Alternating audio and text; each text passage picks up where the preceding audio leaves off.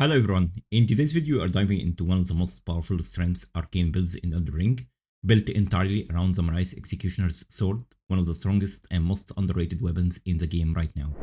This great sword deals physical and magic damage and scales primarily with strength and arcane. The strongest thing about this weapon is its H4, Eochaid sensing blade. It drills through enemies, striking them multiple times in a short duration.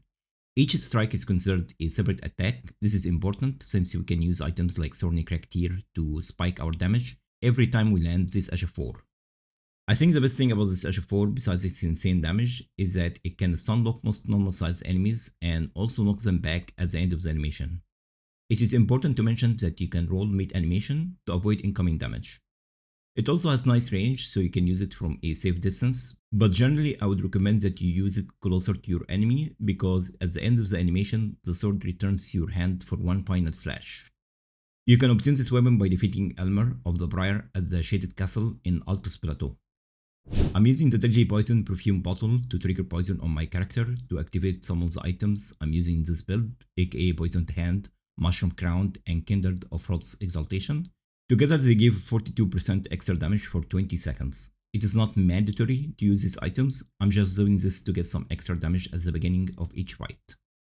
I'm also using the Dragon Communion Seal to cast some of the incantations in this build like Golden Vow, but you can use any other seals that is available to you. You could potentially upgrade the seal and start using some Dragon Communion incantations to give yourself some AoE damage, something that this build desperately lacks. For the armor we are using the Dancer's set. Each piece increases Eochaid's dancing blade damage by 2.5 up to 10% if you wear the entire armor set. You could also use the Rakshasa armor set. The Rakshasa set will give you better damage negation and poise, but slightly less damage. For the Talismans we are using Godfrey Icon to increase Eochaid's dancing blade damage by 15%. Keep in mind that you have to fully charge the weapon skill in order to activate this talisman. Shard of Alexander to increase weapon skill damage by 15%. Millicent's Prosthesis and Winged Sword Insignia will greatly boost your damage every time you successfully land Eochaid's dancing blade.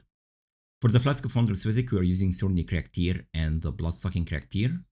If you don't own the DLC or simply want to avoid using the Blood-Sucking Cracked Tear, I'd strongly recommend the Stone Barb Cracked Tear to boost your poise damage, to quickly stun your enemies and leave them open for the weapon skill. I'm also using Golden Vow for some extra damage done and damage negation, and Bestial Vitality which provides strong healing over time effect. You could potentially save those points in face and use the Stormhawk Spirit Summon instead of Golden Vow. It gives a strong buff that increases both physical and stance damage done for 1 minute.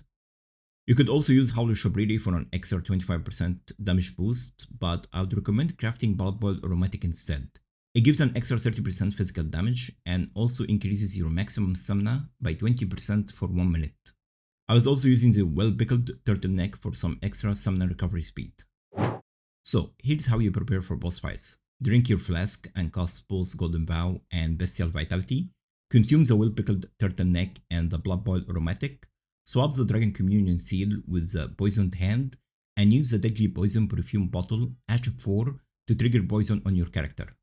Swap to the Marais weapon, restore your HP and FP, and use Neutralizing Boluses to remove the poison debuff.